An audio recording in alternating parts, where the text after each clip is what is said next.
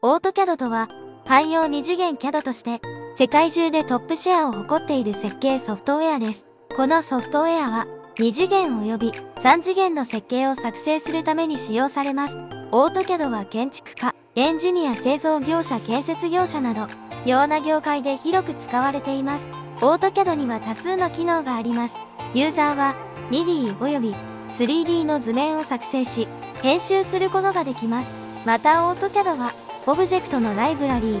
自動寸法付け、計算機、及びプロット印刷機能など、多数の高度な機能を提供しています。オートキャドは、多くの場合、建物や製品の設計に使用されます。建築家は、家、